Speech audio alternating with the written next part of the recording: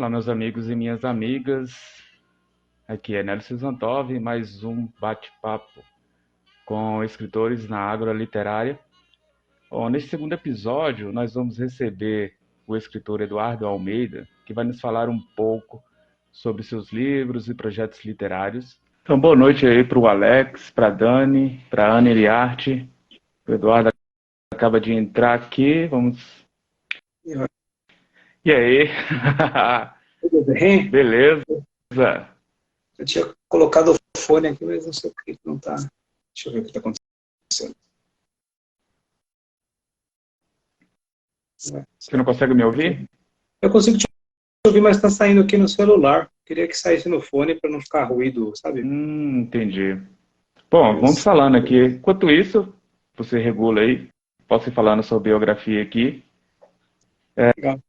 O Eduardo, então, é escritor, redator, revisor, preparador de texto, atua como professor nas áreas de escrita criativa, de história, teoria e crítica de arte, né? Durante 14 anos, manteve uma coluna no caderno de cultura do Correio Popular e em 2023 passou a colaborar com o portal Literatura BR, né? Fez mestrado e doutorado em Estética e História da Arte pelo PGEHA da USP e integrou o núcleo de dramaturgia do SESI em 2018 e faz parte do coletivo de criação literária Discórdia. Nós vamos falar sobre isso mais tarde, mas antes eu gostaria de falar algumas de suas obras aqui, né? Inclusive alguns chegaram aqui para mim, eu te agradeço desde já pelo envio.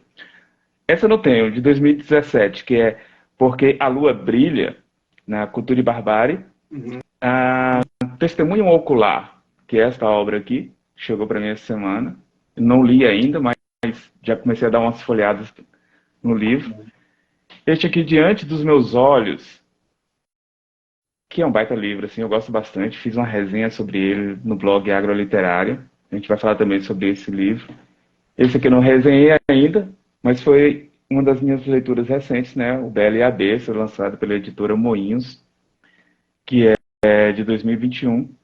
Eu esqueci de falar, em 2019, você também escreveu uma peça, Museu de Arte Efêmera de Lettres, e o seu último livro, Sutilezas Fins, em 2022, que chegou aqui, eu já dei uma lida nele, o Eduardo deu uma travada, agora vamos aguardar ele.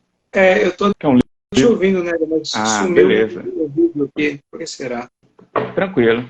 Bom, a gente vai acabar falando sobre toda a sua produção literária aqui, na medida do possível. A gente vai explorar bastante. Eu devo dizer a você que gostei muito, né? Desses que eu ainda não tinha conhecimento, esse livro que chegou para mim agora. Bom, vamos aguardar um pouco então. Ou se você quiser, eu já mando bala aqui para você. Deixa eu ver. Meu vídeo não voltou, né? Não, se você quiser sair, É, eu te chamar novamente, sem problemas. acho que eu vou fazer isso. Vou sair e você tem que mandar o convite? Tem, né? Tem sim. Vamos tentar então. Vai. E aí? Tá. Agora você está me ouvindo e agora veio o som no fone. Beleza. Qualquer coisa, se der mais algum problema assim, acontece, é normal. Acho que o pessoal também já está acostumado com isso. A gente faz esse mesmo esquema aqui. Bom, eu estava dizendo que a gente ia falar sobre o seu livro, né? Mas antes disso, eu gostaria que você dissesse, então, para mim e para quem está acompanhando a gente, né? O que é o coletivo Discórdia? Quando surgiu? Quem faz parte? Qual é o objetivo do coletivo? Que eu acho que é interessante falar um pouco sobre isso. Legal. Poxa, que legal. Bom, queria começar agradecendo aqui, boa noite a todos, agradecendo o seu convite também, que foi muito legal assim, poder fazer algumas trocas aí com você nesses últimos anos, né? Você leu os livros, resenhou, e eu acompanho seu trabalho aí aqui na internet, né? Ali no seu blog também. Então, poxa, estou muito feliz de participar. E vamos lá, o coletivo Discórdia, ele surgiu a partir éramos uma turma no CLIP, chama Curso Livre de Preparação do Escritor, que é um curso de longa extensão que é oferecido aqui na Casa das Rosas, em São Paulo. Nós éramos uma turma ali de 2016, quando o curso terminou, né, ele dura vários meses, essa turma tinha um entrosamento bem bacana, assim, né? A gente aprendeu a ler e comentar os textos dos outros, né? Tinha um trabalho coletivo interessante, assim, né? Eram todos no início de carreira ali, né? Uhum. Começando, e todos foram se ajudando bastante. Então, quando o curso terminou, um pouquinho antes do curso terminar, já começou a bater aquela sensação de nostalgia, e agora, né? Vou voltar a ser todo mundo escritor solitário, isolado. E para não deixar isso acontecer, a gente resolveu continuar a se reunir e, a princípio, para um continuar lendo o trabalho do outro, para estudar junto, né, para poder ler obras de outros autores e poder discutir, né, coletivamente. Então, o coletivo Discórdia surge um pouco daí. E, ao longo desses anos, ele veio se transformando. Então, a princípio, muita gente que saiu ali do curso quis continuar com o passar do tempo, né, as pessoas foram se afastando. Nós ficamos em 8 durante muito tempo, e agora, recentemente, 2 que começaram com a gente, estavam viajando, estavam com outros projetos, eles retornaram. Então, nós somos em 10 no momento. E tem um funcionamento legal, porque assim, a gente participa de muita coisa, né, de feiras, a gente tem esse trabalho nosso de criação coletiva, a gente tem um clube de leitura que também está disponível no YouTube, a gente faz ao vivo, começou presencial, depois migrou para a internet, então a cada 2 meses tem o clube. A gente participa de muita coisa, assim, de eventos, já fizemos conversa com estudantes em escolas públicas, então, aí, como nós somos em muitos, né, é possível fazer isso tudo e fica muito legal, assim. Tem eu falei do funcionamento que é legal, é porque cada um participa do que pode, do que está com vontade, né, então ele é bastante aberto, assim, bastante tranquilo. Somos, no fim, um grupo de amigos que tem esse interesse em comum pela literatura e que, com o tempo, a gente, o coletivo ganhou uma coisa interessante, que foi um desejo de explorar o que a gente está chamando de literatura fora do livro, assim, né? Que são uns formatos um pouco alternativos para poder trabalhar narrativas, né? Conversar com outras pessoas, produzir textos. Então, o coletivo rumou também bastante para essa exploração dos zines, né? Dos formatos. Tem até algumas coisas que posso te mostrar, assim, uns objetos meio poéticos que a gente faz. Você mandou uns pra mim, eu não coloquei aqui agora, assim, mas achei super bacana, tá? A Carol, minha companheira, quando ela viu aquela porta lá, mantenha fechada, ela, você vai abrir o plástico? Eu falei assim, claro que eu vou. Ela falou, mas tá pedindo pra você manter fechado? Eu falei assim, não, mas tem outros papéis ali dentro e eu quero mexer. Então eu vou meio que discordar, então, um pouco dessa orientação aqui. E a minha pergunta também é uma pergunta básica, então, por que discórdia? Pois é, surge de uma brincadeira, o Discord, porque assim, éramos muitos e não Uhum. chegávamos a Não a chegava a um consenso. nome, um Aham. consenso. Assim. E aí, nessa Discord que durou muito tempo, bom, o Discord acabou se revelando como Uhum. um nome que era Eu compatível acho, com todos eu ali. acho bacana, assim, eu acho super, super criativo. Então, assim, antes que eu me esqueça disso aqui, para quem está acompanhando a gente, para quem vai poder acompanhar depois, como é que encontra esse coletivo? Nas redes. Ah, acho que o nosso principal canal é aqui no Instagram, se digitar, procurar o coletivo Discord, vai encontrar. Eu nunca lembro se tem um ponto ou se não tem um ponto. Deixa eu ver se eu acho. A Não, é Dani direto. Coletivo. A Dani tá aí. tá discordando de você, tá falando que hoje Ah, vocês só concordam com. a Discord acabou virando uma brincadeira grande, assim, mas no Aham, geral eles beleza. concordam.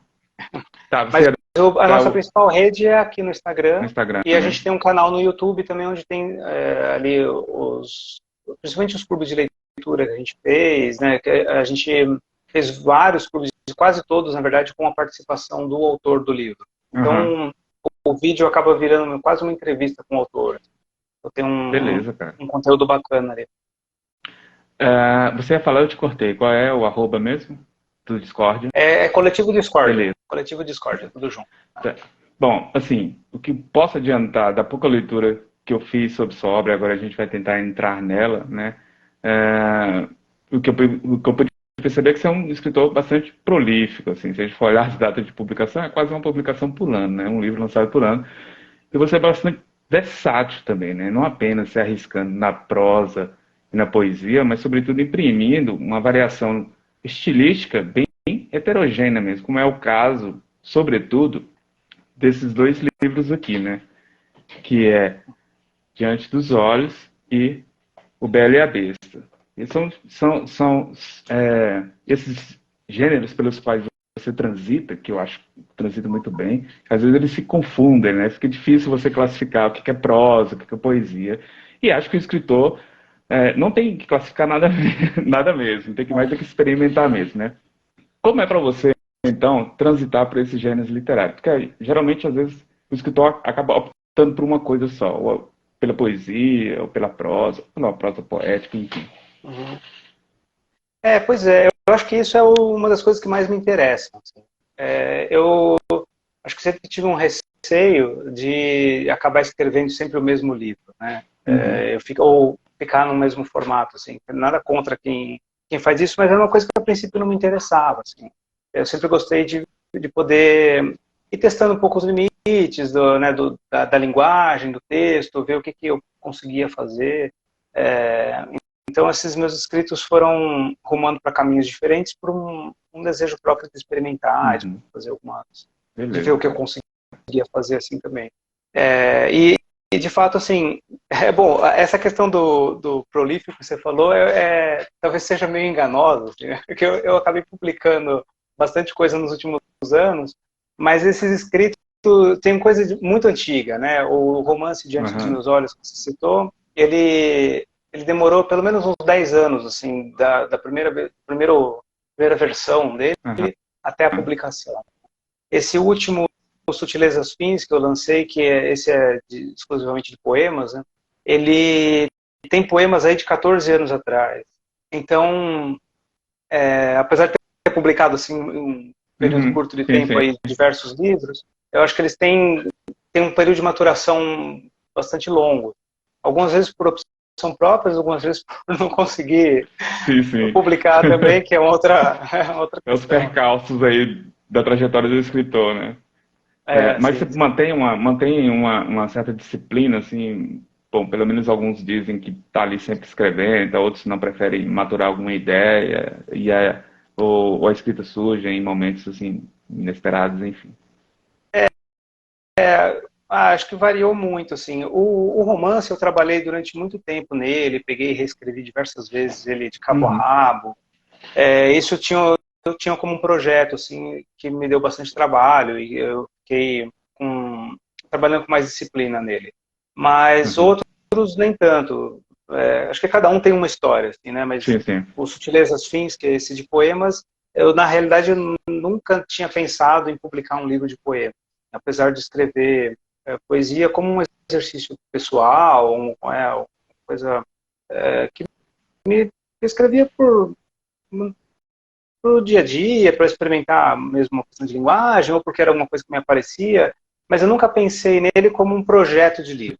E isso acabou acontecendo a convite de uma amiga que colabora com uma editora, e eles iam abrir uma chamada para originais da editora, e ela me deu a dica, falou, poxa, por que você não publica, né, por que você não traz um projeto novo? E eu tenho 2 filhos pequenos, a minha mais velha agora tem 5 anos e o menor tem 1 ano e meio. Então, durante esse tempo, me dedicar a textos muito longos, a projetos muito robustos, assim, era difícil. A gente pegou esse período de pandemia também, com as crianças em casa, aquela bagunça. Então, a poesia foi algo que apareceu, que ganhou um certo vigor nessa época. Que eram textos mais curtos, né?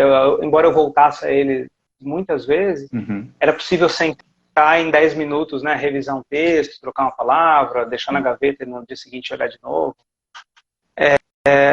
Então, assim, apareceram mais poemas, surgiu esse convite de montar o livro. O livro acabou não saindo por essa editora depois, apesar de ter sido selecionado, tudo, mas eu acabei desistindo porque, assim, bom, o que aconteceu, né? Ela fez esse convite, eu fui revisitar esses poemas e achei que nesses anos todos em que eu escrevi, que foram mais de 10 anos, havia questões em comum que poderiam render um livro, né? Me interessa muito, assim, que o livro não seja uma coletânea, um catadão de coisas muito díspares, por exemplo, mas que ele tivesse fato, algo em comum que deixasse o projeto de livro um pouco mais consistente. Então, eu montei o livro, mandei, a editora selecionou e quis publicar, mas ele estava tão recente que eu fiquei inseguro. E aí eu abri mão da oportunidade ali da publicação, ele ficou 1 ano na gaveta, eu mudei muita coisa depois, e ele acabou saindo pela editora Pedregulho, uma editora pequena lá do Espírito Santo. E aí acho que ele estava no momento certo, e a editora gostou do projeto também. Ficou bacana, cara. Parabéns pelo livro, eu gostei bastante. A gente vai voltar a ele no final, porque eu vou querer que você leia alguns poemas e tal. Tá. Vou aproveitar bastante aqui. Não sei se você vai concordar com o que eu vou dizer agora, né? Mas pelo menos assim, uma olhada, não vou dizer rápida, né? Porque eu já tenho um contato com sua obra anterior e li, mas com essas que me chegaram agora eu pude perceber uma coisa, né? Há uma temática recorrente na sua obra, né? Que parece estar contida logo na abertura de Testemunho Ocular. Vou recorrer a ela. No final de uma estrofe, você faz a seguinte pergunta, né? A realidade está nos meus olhos, né? E aí, nisso aí, eu incluo, nesse questionamento que você faz sobre a realidade, é claro, eu vou incluir aí nisso o delírio, a loucura, o insólito. Parece que essas questões perpassam por toda a sua obra, né? Eu não li esse aqui ainda, mas, por exemplo, nos dois posteriores vai surgir, né? Diante dos meus olhos, você faz isso, há uma cena, então, que o narrador ele adentra lá naquela vila lá e no momento que ele, na escola, parece, as crianças atravessam ele, aquela fantasmagoria que surge diante dos olhos dele, né? Passa a ser o real e ele passa a ser o não real, digamos assim. E há outros momentos também que durante o livro você faz isso. Já em O Bela Besta, parece que você implode essa coisa da realidade, ou não, né? Mas, enfim, você concorda que essa questão da realidade é algo que, digamos assim, se não é o tema principal, mas ele está sempre ali, meio que cutucando outros temas do qual você aborda, ou não? Não, eu acho que sim. Acho que não só a questão da realidade, né, mas o aspecto ficcional que tem essa realidade, né? A estrutura narrativa dessa realidade que a gente vive. Me interessa muito isso, sim, né? Quer dizer, nós somos tantas pessoas, né, com pontos de vista tão diferentes, com visões de mundo, entendimento das coisas, com maneiras de se relacionar com tudo. Que eu acho que a primeira pergunta que fica poxa, a realidade acho que não está lá, então, né? A realidade está nos meus olhos. Não existe uma realidade, né, comum nesse nível, assim, né? Acho que tem uma questão da subjetividade aí que é muito forte, e essa subjetividade é uma produção narrativa, né? É uma ficção, assim, que a gente vai vivendo, vai criando, a gente vai vivendo nela mesmo. Então, esse paradoxo, assim, é uma coisa que me interessa muito. E aí tem um aspecto da visualidade também, que é, né, você leu aí meu currículo, né? E tem uma formação aí nas artes visuais, tem um interesse muito grande por isso. Então, tudo isso que acho que, bom, a visualidade é o contato mais forte que a gente tem, né, com isso que é o real, a verdade. Então, não à toa o título, né? Testemunho Ocular, né? Coisa da visualidade. E esse livro que você falou que demorou, foi esse que... não, foi 14 anos? Não, foi o Diante dos Meus Olhos. O Diante dos Meus Olhos demorou, acho que foi 11 anos, Diante dos Meus Olhos, da primeira versão até a publicação. O Sutilezas Fins tem poemas de 14 anos atrás, que foram reescritos também para sair no livro. Que é esse aqui, né? Esse é o... Fica invertido no vídeo, né? Esse aqui tem poemas bem antigos, outros mais recentes, mas todos eles foram modificados para caber dentro desse projeto do livro. O Testemunho Ocular é curioso, assim, esse cinza que você mostrou, né? Esse foi o segundo livro que eu publiquei. O primeiro, que você comentou que não tem, ele é um livro bem artesanal, bem fininho, assim. Ele é um conto que tem um formato, é quase um ensaio disfarçado, assim, né? Um ensaio fictício. Esse aqui foi uma edição da Cultura e Barbárie, foi a primeira minha publicação solo, assim, e foi uma edição bem pequenas, eram 100 exemplares, todos costurados à mão. Esse aqui esgotou e não circula mais, né? Tem uma versão Virou digital artigo só de na Amazon. coleção, então. Quem tem, tem. Quem não tem. É, e aí o Testemunho Ocular foi o segundo livro que eu publiquei, e é um livro mais robusto, né? Ele tem diversos contos, tem uma coisa experimental ali no meio também, com as expressões. E o Testemunho foi o segundo, mas ele foi o terceiro que eu escrevi, porque o romance ele já tinha sido escrito há muitos anos. Mas o Testemunho foi rápido, assim, foi uma produção mais ou menos ali na época da Casa das Rosas. Eu estava muito engajado nessa ideia da visualidade e tal, e dos textos que foram trabalhados ali. Até tem um conto ou outro do Testemunho Ocular que foi produzido ali numa condição de oficina da Casa das Rosas e depois foi revisto para publicação. Então, acabou saindo esse mais recente, publicado rápido, e o romance ainda continuou ali esperando o momento dele. Então, Diante dos Meus Olhos é o seu segundo, né? Mas terceiro na fila de publicação aí. Eu coloquei lá na minha resenha, né, que você faz uma espécie de experiência labiríntica, né? Uma espécie de arquitetura dentro da narrativa, né? Em que conhecer significa se perder. Né? Para quem não conhece um pouco, acho que seria interessante você falar um pouco sobre o livro, né? Sobre o que ele se trata e tal. Que é, eu não diria que ele é uma espécie de acerto de contas, né, entre um pai e um filho, ou com o passado. Porque eu acho que ele vai além, né? Ele tenta fazer uma reconstrução por meio dessa coisa que você faz entre o real, a memória e a fantasia. Então, esse livro ele conta a história de uma viagem, né? Ele acontece numa situação em que o pai acabou de falecer, o filho está no velório, e naquele velório fica muito evidente o distanciamento que se criou, né, entre os dois. Né? Um distanciamento que só aumentou assim, ao longo da vivência dele. E o filho começa a rememorar uma experiência derradeira deles, que foi uma viagem, eles estavam fazendo uma viagem de férias, enquanto retornavam para casa, eles se perderam na estrada e deram nessa vila, que é uma vila militar, né, abandonada, que está sendo restaurada para virar uma espécie de museu a céu aberto.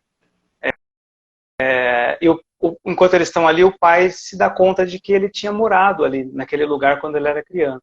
Então, eles começam a andar naquele espaço, que é um espaço labiríntico, é um espaço de memória, e o pai começa a reviver algumas coisas, e o filho sempre se coloca na relação com aquela memória que é produzida, né, e começa a pensar na sua própria infância, na relação que ele tem com o pai.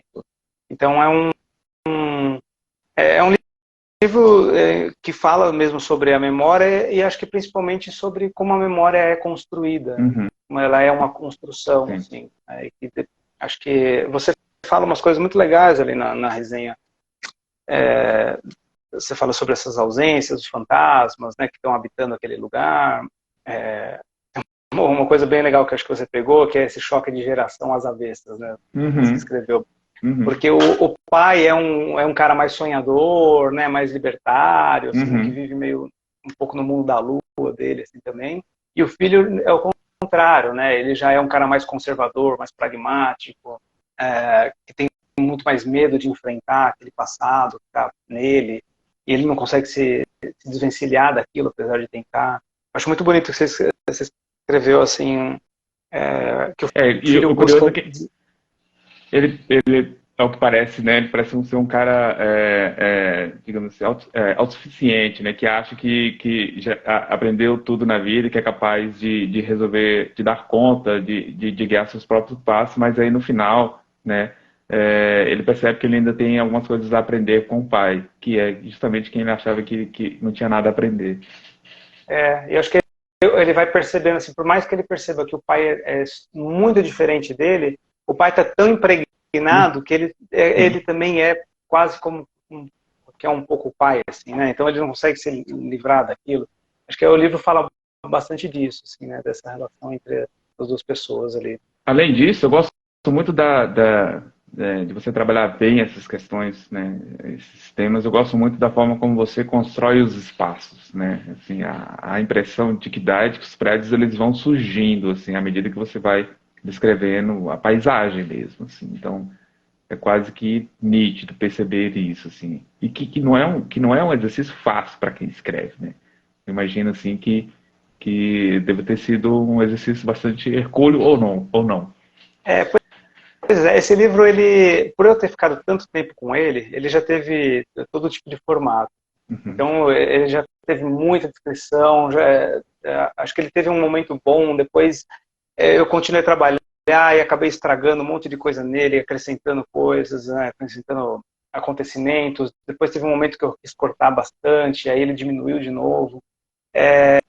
Eu mexi tanto nesse livro que no momento que ele estava indo para a gráfica, ele era um blocão de texto só, e aí eu resolvi quebrar ele em diversos fragmentos. Aí ele foi publicado assim. Então ele é um livro que tem, não são propriamente capítulos, né, mas tem Aham. umas pausas. Sim, Assim. E isso sim. foi, Eu gostei bastante. gostou? Porque isso Gostei foi, bastante da forma como foi. foi um formato Aham. que aconteceu assim nos 45 do segundo tempo. Eu mexi muito nele. Mas você estava falando das descrições, né? É uma coisa que acho que foi um exercício bastante complicado de fazer, inclusive porque quando eu comecei a escrever esse livro eu era muito inexperiente, né? E para mim era muito importante que essas descrições fossem realistas, porque os acontecimentos eles não são, Uhum. né? Uhum. Então, assim, eu queria muito que o leitor tivesse uma sensação de concretude, mas ao Sim. mesmo tempo aquela concretude está se Uhum. desfazendo, assim, né? Então tem quase como um absurdo que é descrito de maneira tão Uhum. realística que Sim, você fica sim. até em dúvida, será que é um absurdo ou não? Aham. Eu queria que o livro provocasse um pouco esse sentimento. Eu acho que ele provoca bem isso aí, né? Ele deixa a gente com os pés no chão, apesar da gente às vezes meio que dar uma viajada, assim, né? Ah, que Eu acho que bom. eu gostei bastante dele. Já esse aqui, né? Como eu falei anteriormente, esse é um livro bem, digamos assim, eu coloquei ele como bastante inventivo, assim, porque você brinca bem Uhum. com essa temática do homem, do animal, né? E eu coloquei até que como se ele implodisse, né? Essa ideia de realidade ou esse questionamento que você vinha fazendo até aqui, né? Que parece que a Uhum. realidade ela já não é mais um problema, assim, né? Ela já é colocada Não, como algo assim de todas as possibilidades, né? E queria que você falasse um pouco de como surgiu e tal. tá. Esse daí aconteceu também assim, eu precisava desenvolver um projeto isso foi numa oficina que eu estava fazendo. Eu desenvolvi dois projetos ali. Um era um texto infantil e eu tinha bastante tempo ainda para continuar a trabalhar no projeto e achava que esse livro infantil estava meio resolvido já. Sem saber direito o que fazer, eu retomei um texto de que eu gostava e que era ali da época da Casa das Rosas, um continho pequeno que se não me engano, é o que abre o livro. Deixa eu ver. Se você quiser ler aí pra gente, seria uma boa. É claro, assim. É o conto número um. O livro tem uma introdução, né, Aham, que fala, dá as boas-vindas ao leitor, como se ele estivesse chegando num parque, aham, né? Mas o primeiro continho aqui, que chama Voo no Zoo, uhum, esse daqui veio da época da Casa das Rosas. E eu achava que tinha alguma coisa nele, assim, que me interessava, mas ainda não sabia exatamente o que era, e resolvi escrever mais nesse tipo de temática aqui, que é uhum, essa coisa da animalidade, da humanidade. Enquanto eu escrevia, eu resolvi pesquisar sobre esse assunto, porque tinha coisas que eu conhecia, assim, como fábulas, né, fábulas de Esopo, algo que eu lia quando era criança, outros bestiários, né, alguma coisa do Borges, que eu já conhecia.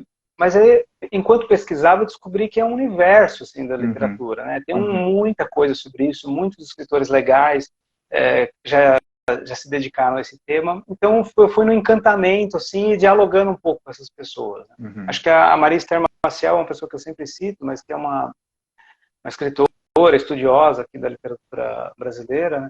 Ela tem vários textos críticos, analíticos e outros textos fictícios também sobre esse tema, e foi uma pessoa que eu descobri, assim, li tudo que ela tinha escrito, foi muito importante, né, no processo. E acho que a maior parte dos textos daqui desse livro, eles vêm num diálogo com essas obras, né? Algumas questões que me aconteciam e que me inquietavam, eu tentava escrever alguma coisa para elaborar aquilo. Uhum. E aí o livro foi surgindo assim. Eu vou ler, então, não sei se eu leio, eu acho que eu prefiro, se você não se importar, de ler o mapa do parque. Fica à vontade. Tá. Pode ser, sim. Que eu gosto bastante O mapa também. do parque, o mapa do parque é logo no início aqui do livro, o leitor está chegando.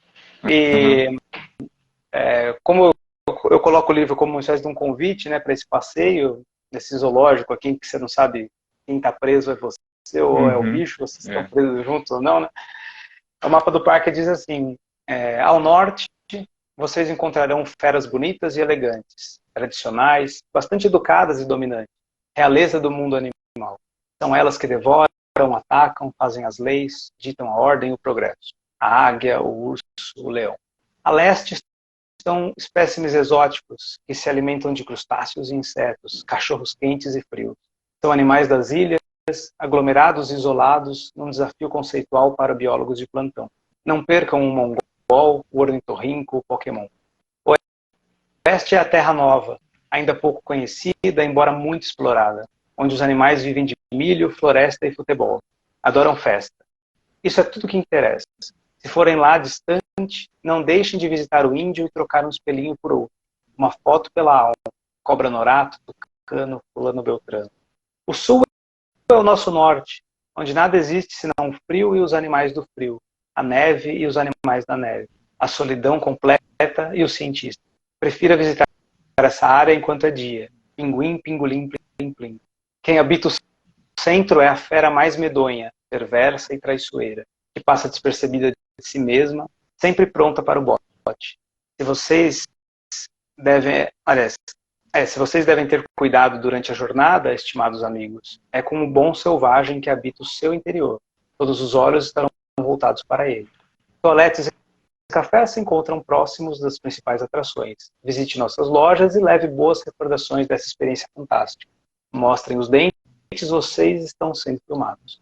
O restaurante funciona das 12 às 15 diariamente. Temos pratos herbívoros. Eu acho que o mapa dá bem o tom do livro. Assim, Sim, né? sim.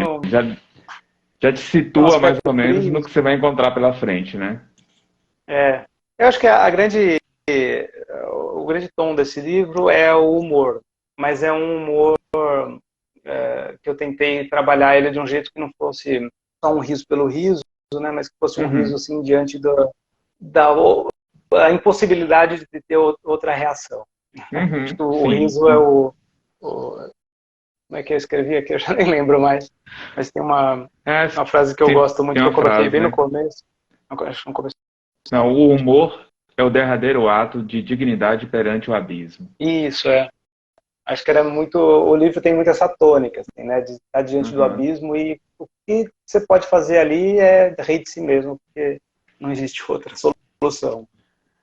Aqui, nele, né, como eu disse anteriormente, essa heterogeneidade do seu estilo mesmo, né, dessa meio que dificuldade, do leitor pelo menos, de distinguir o que é prosa, o que é poética. Há alguns microcontos aqui que a gente poderia apresentá-los como um poema facilmente, né?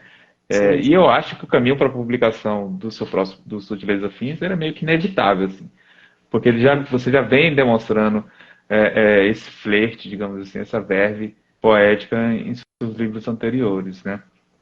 Mas em relação a isso, como foi a recepção, assim, que você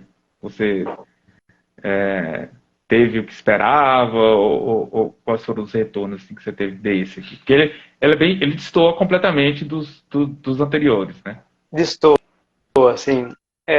Acho que todos os livros, tirando Diante dos Meus Olhos, que é um romance um pouco mais convencional, assim, todos eles têm alguma coisa de experimentação de formato. Assim, né? Então, o mesmo Testemunho Ocular, já chegou no Bela e a Besta, mas o Testemunho Ocular, ele começa e se encerra com 2 poemas, né? Tem um poema bem longo no começo e um no final, e no meio dele tem essa parte pretas, né? Página preta, que também tem só umas expressões, né? Umas palavras, e eu chamo de ponto cego ali do livro, né? O livro ele é todo espelhado e tem esse ponto cego no centro. Então, essa questão de buscar outros formatos com a linguagem, né? Acho que ela já vem comigo. E no Belo e a Besta, acontece mesmo como você falou, né? Tem alguns textos que são um parágrafo, né? Tem outros que são meio versificados, tem um conto mais extenso no fim dele, que é todo também escrito de uma maneira mais fragmentada. Tem um trecho de ilustrações com uma amiga que colaborou com o livro, com uma espécie de um capítulo no meio que é só feito com ilustrações. Então, estou me perdendo aqui na resposta já, mas o que você Eu quer te falar? perguntei como é que foi a recepção dele. Isso é. Aí o que acontece? Eu acho que esse é um livro, eu costumo falar isso com o editor Natan ali da Moinhos, né? Ele é um livro que não é para qualquer leitor. E eu tive a felicidade assim de encontrar leitores nesse percurso aí que o livro já fez, né? Ele está publicado há 2 anos, de encontrar umas pessoas como você, né? Que acho que foram mais a fundo do que esse riso superficial que ele pode produzir ou não, ou essa esquisitice que ele deixa, né? Eu acho que tem por trás do texto, tem uma leitura crítica, né, da nossa realidade, de uma organização social, né, de valores, de coisas que nos percorrem aí de uma certa moral, né, que está implícita também nas nossas relações. Então o livro tem um pouco esse teor, apesar da casca dele ser essa coisa mais solta, mais livre, mais do sarro, né, da sátira. Então, eu acho que ele é um livro que ele não tem muitos leitores, mas ele tem alguns leitores que me fizeram boas devolutivas, assim, eu fiquei muito feliz com saber que esse projeto encontrou assim, esse lugar. Eu costumo separar alguns livros no meu acervo aqui, justamente para eu poder acessar facilmente quando eu quero me espelhar em algo, ver qual foram as soluções que alguns escritores tiveram em relação. Esse certamente está ali, né? Incluso nessa fileira de facilidade de acesso, digamos assim, né? O Diante dos Olhos também, como eu falei para você, que para mim é um exercício constante, esse de poder descrever as coisas com rigor de detalhe, e não só o rigor do detalhe, mas também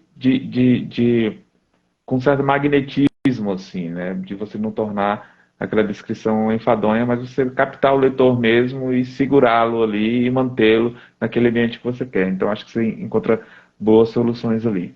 Eu disse que a gente retornaria para sutilezas assim, porque se, digamos assim, do testemunho ocular diante dos meus olhos, você vem meio que subindo um pouco, assim, digamos assim, no tom, até chegar em Bela Bessa, onde, né, digamos assim, tá tudo ali, a, a carne viva, digamos assim. Aqui você dá é meio que uma calmaria, né, assim, eu gostei bastante, né, realmente você trata da questão das sutilezas aqui, e trata também de temas robustos, digamos assim. Não é porque você está sendo sutil na forma de dizer, né, que você não está tratando de coisas pesadas aqui. Embora, acho que um dos que eu mais gostei é o que você dedica para, não sei se é para sua filha, né, mas parece é um poema que você está falando ali dos lápis de cor,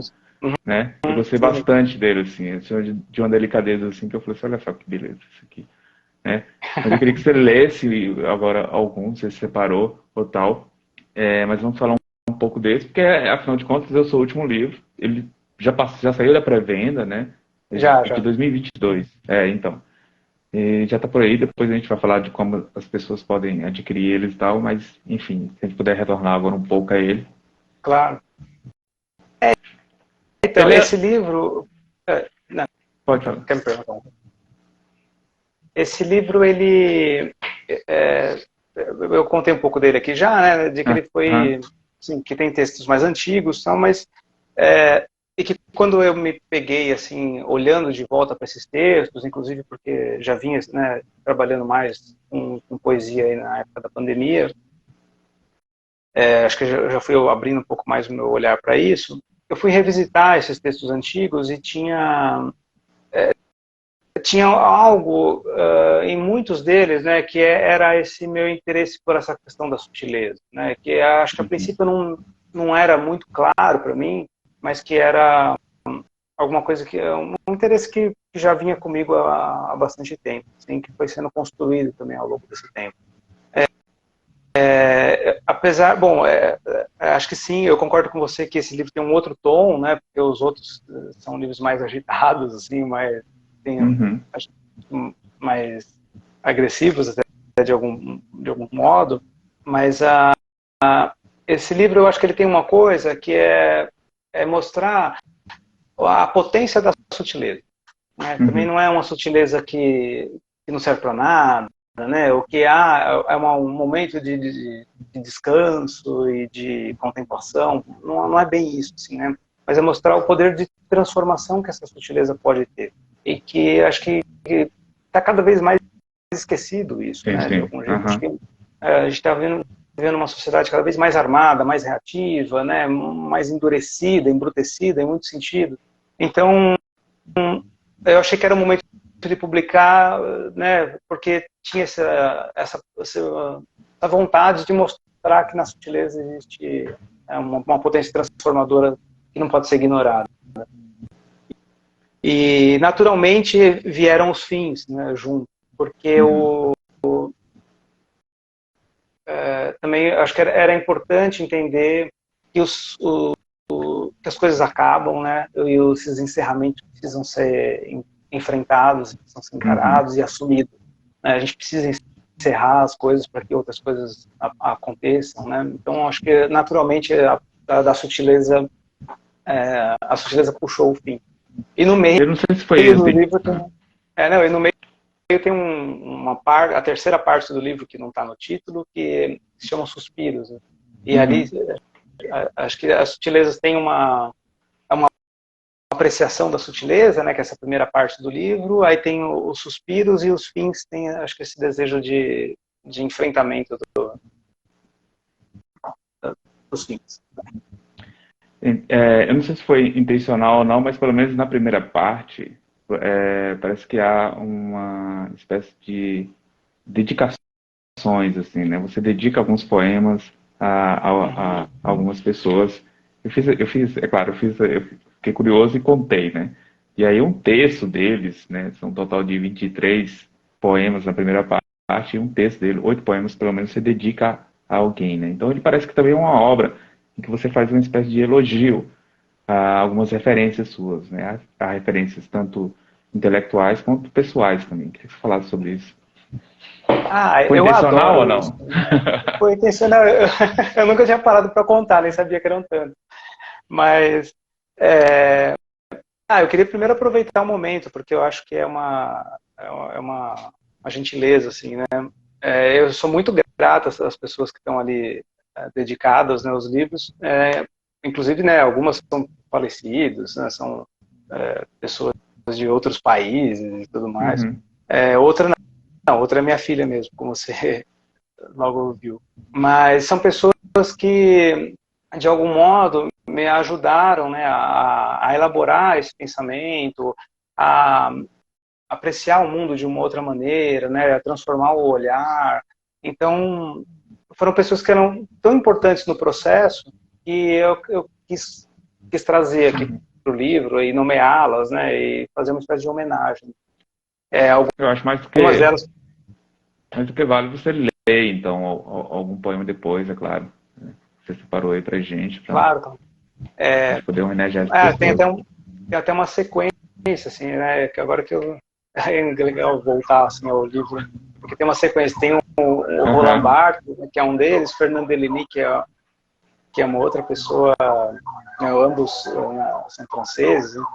Aí depois tem a Adriana Varejão e a Elijah Clark, que são duas artistas de que eu conheço bastante o trabalho. Né? Fiz meu mestrado sobre a Elijah Clark e o meu doutorado sobre a Adriana Varejão.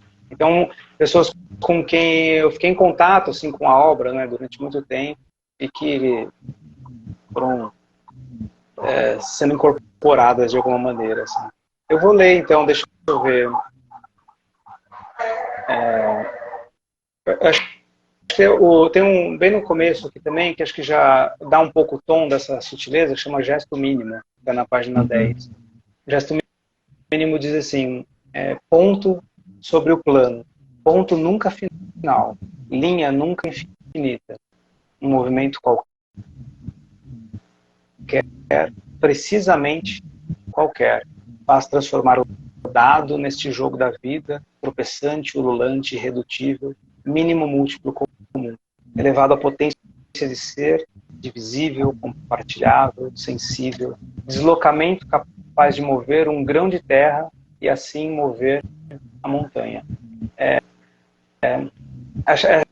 Essa imagem eu acho muito forte, assim, né, de você mover um grão de terra e ainda assim você está movendo a montanha. Tem um trabalho de um artista chamado Francis Alice, que é belga, se não me engano, de nascimento, mas é radicado no México. E ele faz aqui se não me engano, no Chile, se não me engano, ele faz um trabalho assim, né? Ele reúne uma série de pessoas e eles vão, com umas pás, eles vão tentar mover uma montanha, um metro, né? Então eles fazem uma longa fila, assim, um gesto poético muito bonito, né? E essa imagem sempre ficou forte para mim. E, de algum modo, eu trouxe ela aqui no poema, né? Mas para dizer isso. Eu acho que esse poema fala muito do que é essa sutileza, né? Às vezes é um grão de areia que sai do lugar, mas é uma montanha que está se movimentando. É bacana. Eu vou deixar, assim, as pessoas que estão acompanhando a gente, quiser fazer pergunta, então, vou aproveitar a presença do Eduardo. Há um poema seu, A Coisa Apenas, na página 14, eu vou pedir para que você leia para mim, que sou um péssimo leitor, que eu acho que ele resume muito bem tudo isso que a gente vem dizendo aqui sobre essa questão do olhar, né? Desse questionamento que você acaba fazendo na sua obra sobre o que são as coisas. Claro, não. Leio sim, com o maior prazer. A Coisa Apenas. Olhar uma coisa nunca é ver a coisa apenas. É também ver nela e com ela. Outras que não estão ali, talvez sua fantasmática, da coisa ou de quem vê.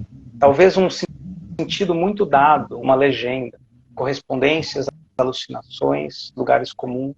Há nessa faculdade de olhar uma obediência servil, educação limitante, enquadramentos variados. Todavia, a coisa apenas é muito maior em si do que as demais todas a elas acrescidas pelo olhar capaz. Acho que aqui também tem explícito assim, um interesse meu de pensar o que é, né? Assim, compreender as coisas pelo olhar, né? O que o olhar de quem vê acrescenta aquilo, né? Que sentidos são produzidos a partir desse olhar. Então, não sei. Fica me interpretando também. A Juliana está perguntando, né? Dentre os livros citados, qual foi o mais desafiador para escrever? É o mais desafiador. Eu acho que o mais desafiador foi o Diante dos Meus Olhos. Por vários motivos, né? Quer dizer, eu tinha escrito muito pouca coisa até então, era um leitor atento, interessado, mas eu escrevia não tanto ficção, assim, né? E aí eu me propus escrever um romance, né? Que é talvez a forma mais complexa, assim, né? São livros textos mais extensos, né? Acontecimentos e enredos, tudo mais complexo. Assim. Então eu me propus escrever, eu não tinha nem a experiência e nem ainda uma ideia muito clara. Quando eu comecei a escrever esse texto, na realidade, eu não imaginava que ele seria um romance. Ali houve duas imagens que me apareceram num sonho e de madrugada eu escrevi ali umas 3 páginas para aquelas imagens não esquecê-las, né? E aquelas imagens permaneceram ali me inquietando e eu fui tentando entender o que elas eram e fui escrevendo mais e o romance foi surgindo um pouco daí. Então esse foi mais desafiador porque era um projeto muito complicado de se fazer para um escritor que estava iniciando ali, né, e não tinha essa experiência toda. Acho que não à toa ele ficou tantos anos para ser publicado também, né? Acho que ele precisou de um tempo de maturação, eu precisei entender o que era aquele livro também.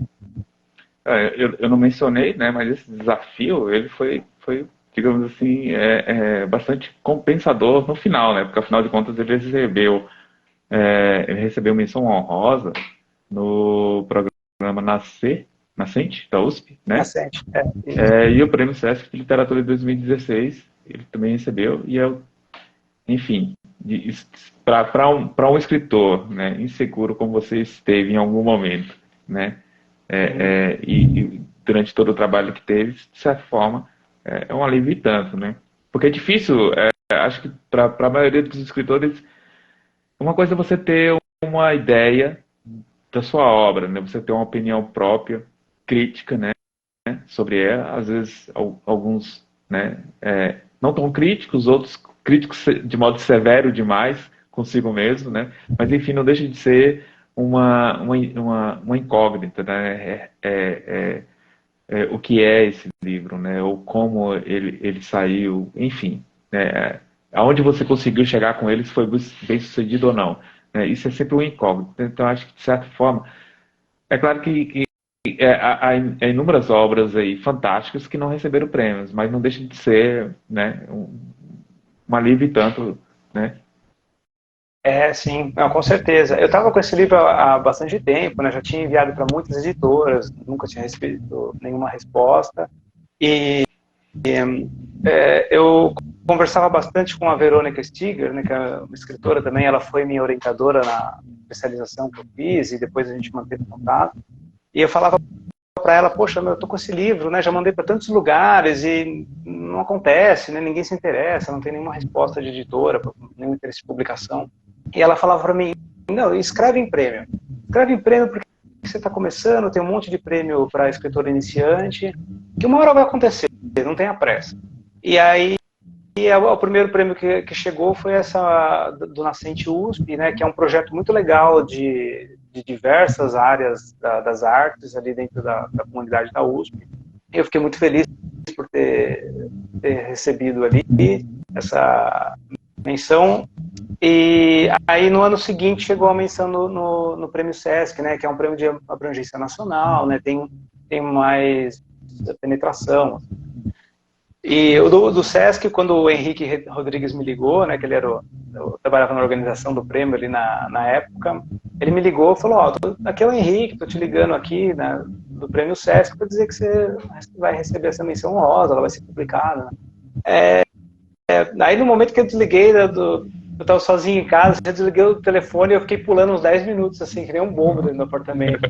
Poxa, meu, que legal que chegou, né? Porque é um livro que eu tinha muito esse desejo de colocar ele no mundo. E isso também só aconteceu 3 anos depois, porque ele foi selecionado, né, num edital aqui da Secretaria Municipal de Cultura da cidade de São Paulo, e aí eu pude desenvolver o projeto e fazer a publicação dele em 2019. E aí ele Beleza. O Alex está perguntando aqui, né? Já que você gosta de variar, né? Os próximos projetos serão de crônicas, ensaios, biografia, HQ. Você já deve ter algo aí na gaveta, algo já meio que engatilhado aí ou não? Então, eu tenho um original assim que eu concluí há pouco tempo, e que era uma coisa que eu estava tentando encontrar um jeito de fazer. Eu achei essa forma agora no começo do ano, então é um original que está começando a circular, né?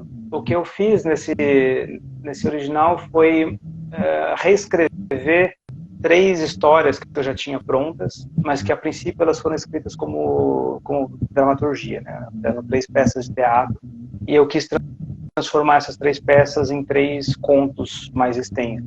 E aí, claro, fazer toda uma reformulação do texto para que, né, da dramaturgia pudesse ser um conto. E esse foi um projeto mais ousado que eu já escrevi, assim, mais do que o Bela e a Besta, né? Ele tem uma coisa de experimentação muito grande, inclusive pela essa transição aí entre as linguagens. Uma delas é a peça Museu de Arte Efêmera de Lett, que já foi publicada como peça, né, como dramaturgia pelo SESI, e que e agora ganhou um outro contorno, né, nesse projeto. Então, esse projeto se chama Museu de Arte Efêmera, e eu entendo ele como um tríptico, assim, também numa relação com as artes, né? São 3 textos que estão voltados também uma questão, principalmente a questão da memória. Acho que a questão da memória é o que pega bastante nos 3. Eu vou Então aproveitar. esse é um... Vai. Diga. Não, você pode concluir. Não, eu só dizer que esse é um projeto que eu encerrei há pouco tempo, que começou a circular, e eu estou começando a trabalhar num outro que também eu já venho maturando há alguns anos, e que eu acho que eu encontrei um caminho para ele, assim, mas esse está muito fresco ainda, tem poucas páginas escritas. Mas qual gênero é?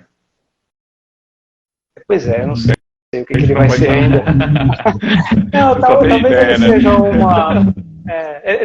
Tá bem no começo ainda, assim, para dizer, talvez ele seja um romance, mas ele já tem um formato diferente também, assim, ele não tem uma narração, ele é todo feito de diálogos só.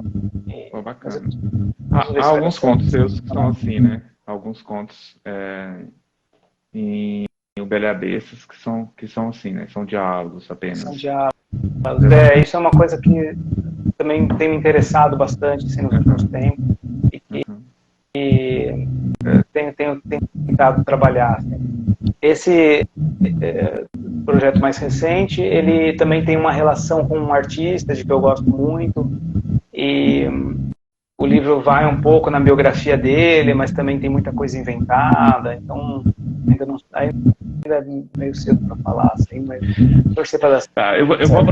Eu vou aproveitar a sua área de atividade profissional na área de escrita criativa, e como preparador de texto e revisor, que eu acho super bacana, se você pudesse falar um pouco para quem está iniciando na escrita, para quem, enfim, para quem almeja ser um escritor, para quem está ouvindo a gente e pensa em encarar isso com maior seriedade e tal, se você puder falar um pouco sobre isso. E eu acho que o coletivo é um caminho bastante interessante, porque eu imagino que você deve compartilhar seu texto também com o pessoal, né, do coletivo, sim, além de compartilhar os textos com outras pessoas, né, como primeiros leitores, enfim, você deve ter alguns em sua lista pessoal. Mas, enfim, para quem está aí pensando em encarar essa empreitada. Pois é, eu acho que a escrita, né, seja ela ficcional ou não, ela exige uma dedicação, assim, um amor por isso. Eu trabalho no dia a dia assim, com redação publicitária, trabalho com a revisão, trabalho com assessoria criativa, né, para ajudar outras pessoas que estão desenvolvendo seus projetos também a poder tocar esse projeto. Só uma dúvida, você está ouvindo um eco? Agora não. Não. É só quando eu falo, eu acho que dá um... Deve estar dando algum delay aí, né? Alguma coisa. Tá bom. Espero que não esteja atrapalhando. Para mim o áudio está ok aqui. Tá. Então eu acho assim, seja você, queira você escrever o que quiser, né? Eu acho que tem que ter essa paixão pela língua, esse interesse de conhecer, né? De você poder dominar né, as regras, as normas, para poder depois também trabalhá-las da sua maneira, né, como você quiser. Então é uma coisa que até hoje assim me interessa muito, assim, de ler manuais de redação, de livros de como escrever ficção ou não, né, textos de não ficção também. Eu tenho me dedicado até nos últimos 2 anos, pelo menos, eu tenho voltado a esses livros que me foram muito importantes, né, uns anos atrás.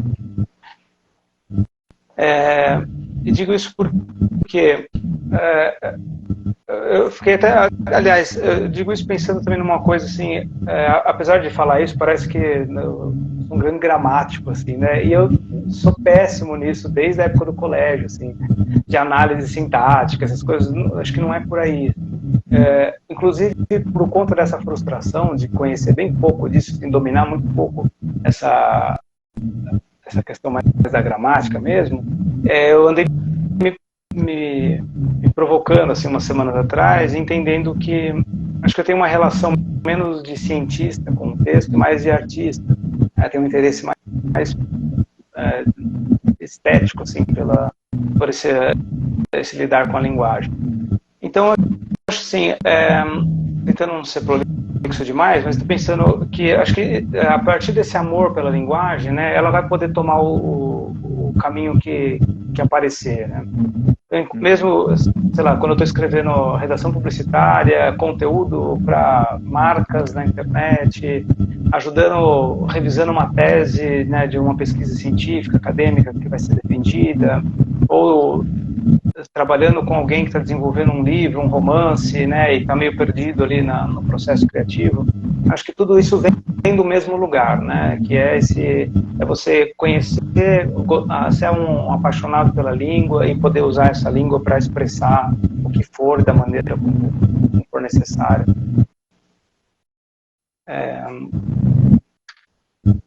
Eu feito uma segunda pergunta que eu já esqueci. Era justamente desse compartilhar com os outros, né? Aquilo que você produz e tal, a importância disso, né? Desse feedback de outra pessoa sobre o texto. Isso, pois é. Eu acho que uma coisa importante e que é muito difícil de se construir é você poder ter pares aí, né, no seu trabalho de escrita, seja ele na área que for. Mas ter pessoas que leiam e que não sejam aquele amigo que vai ler só para dizer que gostou, né? Mas pessoas que possam ler criticamente, que possam te dar devolutivas construtivas, que possam te ajudar a pensar o próprio trabalho. Porque eu acho que o mais difícil quando a gente está escrevendo, né, é ter um distanciamento em relação ao próprio trabalho. Muitas vezes a gente está tão envolvido no projeto, a gente está tão dentro da história, que tem coisa que a gente nem escreveu ali, né, que a gente acha que está ali e não está. E aí um outro leitor vai dizer, pô, não entendi nada disso. Esse que eu escrevi recentemente, que são essas 3 peças, né, eu dei para minha esposa ler, e ela a gente se pegou discutindo e você falou, não, você acha que você escreveu isso, mas eu não entendi desse jeito. Eu mesmo fazendo um esforço, eu não vou entender desse jeito. E coisas que eu acho que legal, né, que seja assim, outras que não, que são realmente falhas que precisam ser corrigidas. Então, poder trocar, né, ter esses pares aí, esses leitores beta, né, que a gente chama. Acho que o Coletivo Discórdia tem isso. Eu fiz bons amigos ali no núcleo de dramaturgia do SESI também, que são pessoas que eu confio o texto e sei que elas vão ler com essa atenção e vão me ajudar a trabalhar nele. Isso também são coisas que, né, com os anos a gente vai construindo e vai entendendo quem que de fato pode colaborar, né, quem que pode participar disso, que a princípio, né, é uma coisa muito pessoal, né, é difícil você abrir um texto seu para qualquer pessoa. Assim. E não é um exercício também fácil, né, você lidar com a devolutiva que às vezes, se você der para a pessoa que realmente vai analisar seu texto e vai lhe dizer, né, o que é preciso modificar ele, nem todo mundo está preparado para a pancada que às vezes vem, né. Pois é. E esse é um trabalho que eu faço com outras pessoas, né? Acaba sendo exercício. Eu faço, sim. É um trabalho que eu faço com outras pessoas que é de leitura crítica, né? Então, as pessoas completamente desconhecidas, né, me mandam um projeto e aí profissionalmente vou ler e produzir uma devolutiva, entrar em contato com aquela pessoa para ajudá-la a desenvolver o seu projeto. E às vezes é um projeto maravilhoso que a gente quer elogiar, né? E às vezes é um projeto que tem muitos defeitos, né? E aí também tem uma delicadeza, né? Da maneira como você dá essa devolutiva para que a pessoa possa de fato realizar, né, aquele projeto, melhorar, tornar numa realidade. Olha, eu vou pedir para você ler mais um poema, ele está na página 30, que é um dos nossos participantes aqui que fez, é dedicado a um dos participantes que fez uma das perguntas, né? Eu acho bastante justo que a gente faça essa homenagem a ela, né? Ah, sim. Esse poema se chama Amor de Óculos, uma retratação, e é para Juliana, que é minha esposa. Diz assim: seus olhos me convocam para mais uma aventura, a criança no colo, o dia após dia, o favor não esquece, me tira o sono, olhos cansados, braços estendidos na minha direção, tudo ainda por fazer, só o desejo pronto, a vida correndo solta, o esforço para agarrar o possível, e tão forte o que resta desta nossa fortuna são seus olhos, atrás da armação, das lentes engorduradas, minha insistência em elogiá-los, pedir que tire os óculos, essa insensibilidade minha de não ver que eles fazem parte de você, de não perceber a sua beleza neles, inclusive quando estão na mesinha de canto, sugerindo que você está por perto, como sempre, meu amor. Bacana, cara. Eu não sei se você outras e tal, se você gostaria de ler acho que a nossa conversa está se caminhando meio que para o fim aqui. Eu não sei quanto tempo eu ainda, não peguei esse macete ainda, né? Mas enfim, acho que seria oportuno, não sei se você separou mais algo mais para a gente ler. E eu gostaria, é claro, que depois você dissesse, então, como adquirir esses livros, se é com você, se é com editoras ou não. Deixa eu ver. Bom, o Testemunho Ocular é um livro que a editora encerrou as atividades aqui com a pandemia. Então, esse livro eu tenho pouquíssimos exemplares, assim, e ele está esgotado, assim, mais difícil de conseguir, mas se alguém tiver interesse, né, no Testemunho Ocular, eu tenho alguns aqui, eu posso enviar ainda. O Belo e a Besta, que saiu pela editora Moinhos, e o romance Diante dos Meus Olhos pela editora Reformatório, esses são livros que se encontram mais facilmente com as próprias editoras, nos sites ou em livrarias pela internet. Esses são fáceis de encontrar, tem na Martins Fontes, tem na Amazon, tem em diversos lugares. O Sutilezas Fins é um livro que é vendido exclusivamente pela editora Pedregulho, e eu tenho alguns exemplares aqui que eu compro e revendo para quem tem interesse em ter algum dedicatório, assim, eu faço com o maior prazer e envio. Esse daqui é um livro que não tem em livrarias comuns, assim, é só no site da editora Pedregulho ou comigo, né? Ou nas feiras aí, porque também a gente está sempre nas feiras com o Coletivo Discord, aí sempre tem os nossos livros ali à venda. E, bom, acho que são esses, né? Aquele primeiro, de fato, não se encontra mais, né? O Porque a Lua Brilha. Eu acho que eu posso ler, eu vou ler um trechinho do romance, então, pode ser? Pode ser. Que a gente já leu alguma coisa dos outros livros aqui, né? É um trechinho que eu acho bonito. Encerrar. Na página 165, diz assim, não havia nenhuma foto minha, nem de minha mãe. Por quê? Talvez papai tivesse se transferido de uma vez por todas ao passado, quando era mais feliz, quando não precisava reprimir o sofrimento pela morte prematura da esposa, pois ainda nem a teria conhecido, quando não precisava se preocupar com finanças, se é que ele se lembrava dessa época de despojamento, quando o filho cismara em vir ao mundo na hora errada, sequer lhe passava pela cabeça, quando o leque de possibilidades era maior e mais promissor. Eu também queria fazer algo do tipo. Quem não gostaria de selecionar as melhores fotos da vida e excluir todas as desagradáveis? Só que recortar não basta. Apagar, excluir, esconder, nada disso basta. Nem a amnésia é forte o suficiente. A vida está tatuada em meu corpo inteiro, centímetro por centímetro, marcada com tinta e dor permanentes. Ela está ali para desmentir qualquer desvario da memória. Vejo as cicatrizes, lamento cada uma delas no espelho, mesmo aquelas que os olhos não alcançam. Não adianta ignorar papai. Sou sangue do seu sangue, sou assustadoramente parecido com ele, por mais que tente reprimir. Ainda que drenasse todos os litros de papai que correm em minhas veias, elas produziriam mais do mesmo sangue e do mesmo conflito. Não imagino como poderia renegá-lo. Não tem jeito, já tentei por muito tempo, posso apenas arrastá-lo adiante. Bacana. Eduardo, eu te agradeço imensamente, cara, pelo aceite, né, por essa troca, esse bate-papo que a gente teve aqui, por me dar a oportunidade de conhecer a sua obra.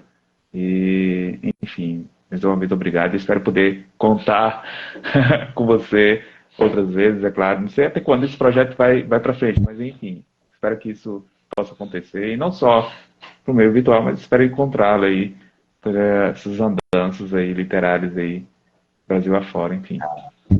Poxa, não, eu só tenho a agradecer, fiquei muito feliz de poder participar aqui desse seu projeto novo. É a segunda conversa com o escritor, né? Que espero que venham muitas outras ainda. Eu consegui assistir a da semana passada, que foi muito legal também, assistir no Instagram, que ficou gravado, né? Uhum. Poxa, eu super agradeço a sua generosidade, né? E o seu canal, aí, eu queria parabenizar de novo pelo seu trabalho, eu acho muito importante. Isso de você, né, uma leitura muito atenta, muito dedicada que você faz, né, que é compartilhada na internet, outros leitores têm acesso, poder discutir, né, trocar impressões sobre a nossa literatura. Acho muito bacana isso que você faz. E poder, bom, não sei, eu queria deixar também um convite aqui para quem quiser conhecer ali o trabalho do Coletivo Discord, né? Eu tenho aqui o meu perfil no Instagram, mas tenho também o perfil do Coletivo. E até domingo agora tem ali nós estamos sorteando um exemplar do Sutilezas Fins, né? Então quem entrar ali no Coletivo Discord tem um post que explica como participar, que é só curtir a página do Coletivo, marcar um amigo para poder participar e concorrer a um livro com dedicatória. Então deixo aqui também o convite para quem... Beleza, cara. Eu espero que essa literatura ganhe cada vez mais novos leitores e que a gente consiga espalhar o que vem sendo produzido, né, de literatura contemporânea nacional, que é fantástico, assim. Obrigadão mesmo. Obrigadão a todos que acompanham a gente. Espero vê-los na próxima, então. Ah, Beleza? muito legal. Obrigado. Boa noite. Valeu, Boa obrigado. Boa noite. noite.